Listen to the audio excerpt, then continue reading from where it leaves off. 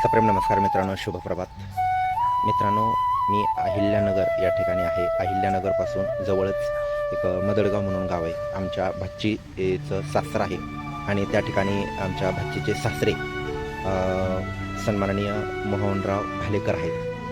हे सिनियर आहेत, जसं की आपले आई वडील असतात, आपले आजोबा असतात आणि हे घरातले ज्येष्ठ मंडळी आपल्यासाठी, आपल्या लहान मुलांसाठी किंवा पुढच्या तरुण पिढींसाठी त्यांचे अनुभव, त्यांनी सहन केलेले दुःख आणि त्यांच्या आयुष्यातले अनुभव हे किती मोलाचे असतात. मित्रांनो, आजकालच्या या जमान्यात गुगलवरती काही पण भेटतं, पण हे ज्येष्ठ लोकांच्या तोंडून आपण प्रत्यक्षात त्यांच्या तोंडून जे त्यांचे अनुभव, मित्रांनो, आपण काल काय खाल्लं हे आपल्या लक्षात राहत नाही एक वेळेस, पण आज ते गेल्या 25, 30, 40 वर्षामध्ये तारखीसहित की मी कुठल्या तारखेला काय केलं, कुठल्या तारखेला बिझनेस केला, कुठल्या तारखेला काय अनुभव आले, हे त्यांच्या आणखीनही लक्षात आहे.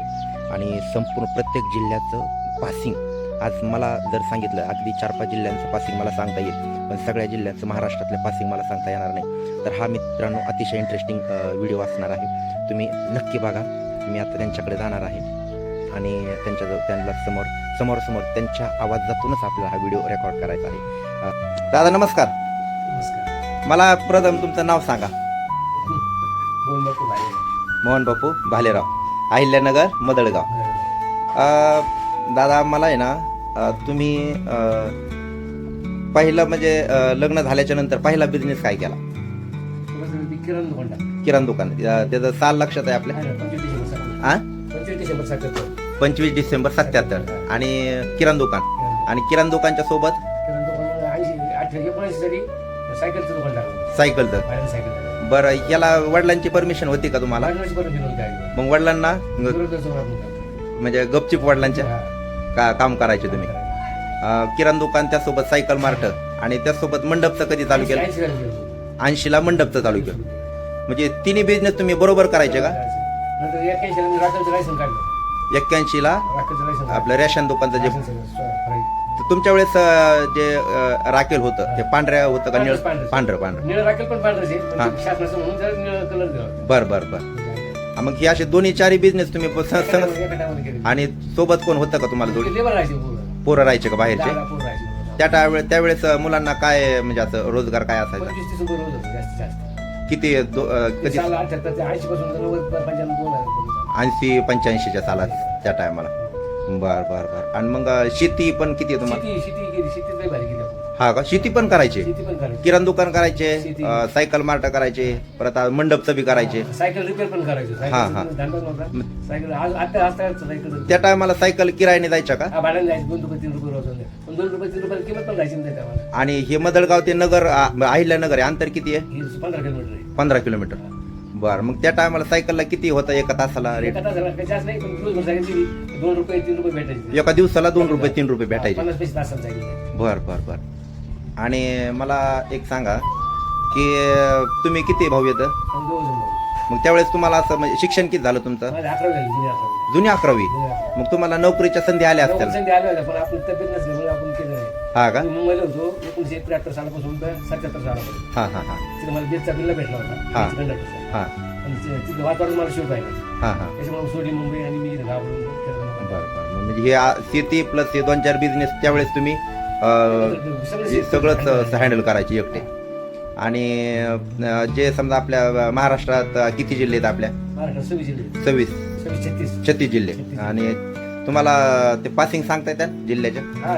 सांगा बरं पहिल्यापासून. आता 1, 2, 3 मुंबई, ठाणे 4, 5 कल्याण, 5 MH 05 कल्याण, 6 रायगड, 7, 8 रत्नागिरी सिंधुदुर्ग, नंतर 9, 10, 11 सांगली, सातारा, कोल्हापूर, 12 पुणा, 13 सोलापूर, 14 पिंपरी चिंचवड, 15 नाशिक, 16 नगर, 17 श्रीरामपूर, 18 धुळे, 19 जळगाव, 20 औरंगाबाद, 21 जालना, 22 परभणी, 23 बीड, 24 लातूर, 25 उस्मानाबाद, नंतर 26, 27, 28, 29 नांदेड, अमरावती, बुलढाणा, यवतमाळ, नंतर अकोला, नंतर नागपूर, वर्धाच्या नंतर वर्धा, गोंदिया, चंद्रपूर, भंडारा, वाशिम, हिंगोली, नंदुरबार, त्याच्यानंतर नागपूर 40ला, 41ला मालेगाव, 43ला बारामती, 43ला नवी मुंबई, 44ला आंबेजोगाई, 45ला अकलूज, बर 46ला पनवेल, 47ला पालघर, 48 49 कोसविरार आणि मला माहीत नाही, आणि 50 सिन्नर हे आपल्या सगळ्या MH50 पर्यंत आपल्या पासिंग आहेत. बरं आता समजा आता आमची जी जनरेशन आहे आता इथून 2000 किंवा 2005च्या 10च्या पुढची आता हे नवीन तरुण पोरं समजा, मग तुमच्या आता तुम्ही एवढं हे 30-40 वर्षापूर्वीचं हे एवढं डिटेल ती तारीख वार म्हणजे वर्ष सांगता, मग हे काय डिफरन्स आहे कशा आम्हाला एवढं काय आम्ही काल काय खाल्लं ते आमच्या लक्षात राहत नाही, मग तुम्ही एवढं कारण एकच आहे ना, काय पुढचा अभ्यासक्रम असा होता शिक्षक जातीला लक्ष देऊन विद्यार्थी घडून घ्यायचे. आज त्याची परिस्थिती नाही. तुम्हाला शिक्षक कसं मारायचे? शिक्षक आम्हाला काठ्याने मार खाल्ले आम्ही. हा का? घुंगर काठ्याने मार खाल्ले. आई वडील काही म्हणायचे नाही शिक्षकाला? काय ते हाना आमची पोरांना बोललं. हा का? बरं बरं. नाही तेच मला त्या दिवशी आलतो ना मी, त्या दिवशी हा व्हिडिओ तुम्ही जे मला सांगितलं ते जिल्ह्यांच्या पासिंग, तर त्याच वेळेस माझ्या ही डोक्यात कल्पना आली की दादा आपण असा व्हिडिओ बघू की खरंच म्हणजे तुम्ही जे समजा आपल्या घरी जे वडील मी 66ला बरं का, एकटा 7वी पासून 8वीला हायस्कूल ऍडमिशन घेतली. 1966 66ला हायस्कूल मी केलं, आणि मार्च 70 मध्ये मग 11वी परीक्षा दिली. मार्च 70 तिला पण पास झालं. तिला किती टक्के पडले होते? मला पडले 40-42% मार्क पडले. बरं त्यावेळेस 40-42% आणि मला डीएडला नंबर लागत होता सहज. बरं बरं. म्हणजे आमची परिस्थिती घरी चांगली असल्यामुळे पिठाची चक्की असल्यामुळे घरी वडील म्हणजे इथंच थांबजावले काय पिठाची चक्की चालवली. नाही म्हणजे तुम्ही त्यावेळेस 76-77ला 11वी 70 साली 11वी 70 साली 11वी, म्हणजे आता हा जवळपास 55 वर्ष झाले. हा 55 वर्षाचा काळ.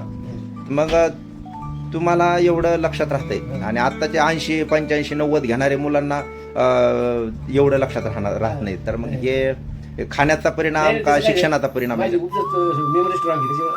हा का? नाही पण आहाराचा पण कुठंतरी याच्यामध्ये तुमच्या वेळेस सगळं ओरिजिनल भेटायचं, आता भेसळयुक्त सगळं झालंय बऱ्यापैकी. तर छान वाटलं दादा तुमच्यासोबत बोलून. हा व्हिडिओ मी सोशल मीडियावर टाकणार आहे, म्हणजे हे इथून पुढं कायमस्वरूपी हा सोशल मीडियावरती आपल्याला कधी पण पाहायला भेटणार प्रत्यक्षात. म्हणजे मला वाटलं माझं अकाउंट कोणी काढलं की लगेच हे तुमचं ही माहिती, की बाबा हे जुने आपले जे वडील असतात, आजोबा असतात, हे घरातले जे ज्येष्ठ मंडळ असतात, तर ह्यांचं अनुभव, यांचे दुःख कसे सहन केले, कसे हे त्यातून सगळ्यातून किती खंबीर होते. आणि आत्ताची पिढी काय आहे, थोड्या गोष्टीसाठी काहीतरी थोडं डिप्रेशनमध्ये जात आहेत, काहीतरी हाणामारीकडे जात आहेत, किंवा स्वतःच्या जीवाचं काहीतरी बरं वाईट करतायत. तर तर हे कुठंतरी तरुण मंडळींनी सुद्धा लक्षात घेतलं पाहिजे की हे थांबलं पाहिजे, आणि याच्यावरती विचार करायला पाहिजे की आपले जुन्या लोकांचे आपण आदर्श घेतले पाहिजे. आणि प्रत्येकाने आपल्या घरामध्ये असं जर आपल्या आईवडिलांच्या आठवणी, आपल्या आजी आजोबांच्या आठवणी, अशा सोशल मीडिया एक असा प्लॅटफॉर्म आहे की कितीही वर्षे दोन पुढं ते सोशल मीडियाच्या प्लॅटफॉर्मवरती हे राहतं, हे कुठंही जात नाही. आपण या काही वर्षानंतर आपण या पृथ्वीवर नसणार, पण ह्या सोशल मीडियावर ज्या गोष्टी आपण सेंड केलेल्या आहेत किंवा पाठवलेल्या आहेत, तर हे आपल्या आठवणी आपल्या मुलांना, त्यांच्या मुलांना हे कायमस्वरूपी असणार आहे. आणि हे खूप मोठी सोशल मीडियाची ही खूप मोठी ताकद आहे असं मला या ठिकाणी म्हणावं असं वाटतं. आणि मी दादांचे खूप खूप धन्यवाद देतो. मला तुमचे आयुष्यातले अनमोल असे तुम्ही या ठिकाणी मार्गदर्शन केलं आणि तुमचे अनुभव सांगितले. 74. ओके, धन्यवाद दादा. मित्रांनो, हे आहे आपल्या दादांचं रेस्ट रूम आहे, विश्रामगृह आहे. त्या ठिकाणी दादा आराम करतात आणि त्यांचा अभ्यास सुद्धा चालतो. तर त्यांनी भिंतीवरती कसं त्यांनी माहिती लिहून ठेवलेली आहे, त्यांना आवश्यक माहिती आपण पाहू शकता. तर ह्या बघा, हे सगळे आकाशवाणीचे नंबर आहेत. नगर ऑल जिल्ह्यातले जे आकाशवाणी केंद्र असतात त्यांचे नंबर.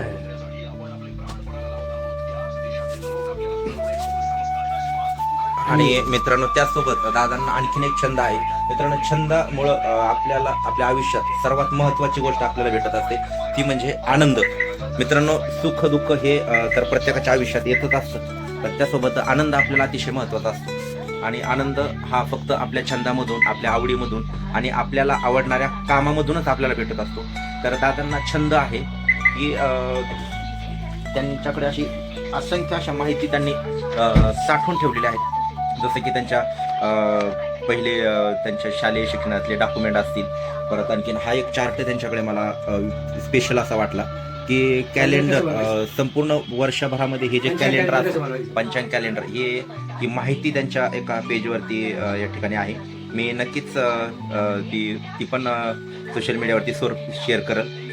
आणि त्यासोबत हे कुठे आपले ते नावंते हां ते आणि आकाशवाणीवर जे निवेदक असतात ते निवेदक स्पीकर त्यांचे संपूर्ण इथं बघा तुम्हाला सांगतो 11-22 जवळपास एक 22-25 निवेदकांची त्यांना मुखपाठ यादी त्यांच्याकडे आहे. तर दादांच्या तोंडूनच आपण ऐकूया. आपण FM ऐकत असताना यापैकी बरेच काही नावं आपण नक्कीच आपल्या ऐकण्यात आली असतील. तर दादांना मी ते नाव वाचायला सांगतो. दादा तुम्ही नाव वाचाल. ऐश्वर्या ढवळीकर, महेश्वरी मिसाळ, शुभदी कुलकर्णी, आकाशवाणी अहमदनगर केंद्राचे ना.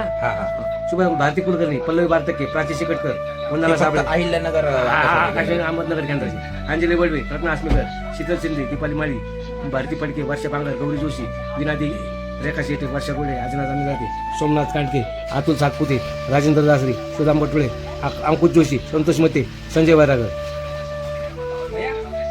बघा मित्रांनो हे असे छंद आपले पहिले जे आपले सिनियर ज्येष्ठ मंडळ आहेत हे खरंच खूप ग्रेट आहेत आणि आणखीन देखील आहेत. तर प्रत्येकाने आपल्या घरी जे सिनियर आहेत आपले आजोबा वगैरे असतील किंवा आपल्या नातेवाईकामध्ये जे सिनियर ज्यांचा पोशाख जुन्या पद्धतीचा असतो त्यांना खरंच त्यांच्याशी फक्त आपण त्यांच्या जवळ निवांत बसून एकदम असं त्यांचं मन काढून जर घेण्याचा प्रयत्न केला ना तर असंख्य त्यांच्या जीवनामधले असे अनमोल असे अनुभव की जे आपल्याला पुढील आयुष्यामध्ये खूप कामाला येणार, त्यापासून खूप प्रेरणा घेऊ शकतो आणि आपलं आयुष्य देखील तसं घडू शकतं हे आपण लक्षात घेतलं पाहिजे.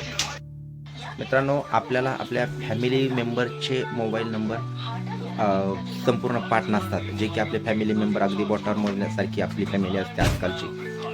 5, 6, 7 लोकांची आपली फॅमिली असते आणि पूर्वी ह्यांच्या फॅमिल्या प्रचंड मोठ्या होत्या. कुटुंबामध्ये 10-10, 15-15, 20-20 फॅमिली मेंबरच्या फॅमिल्या एकत्र कुटुंब पद्धतीमध्ये होत्या. आणि त्यांनी आत्ता सांगितलं स्वतःहून मला की गावामध्ये जवळपास अर्ध्या लोकांचे नंबर माझ्या आजही पाठ आहेत मोबाईल.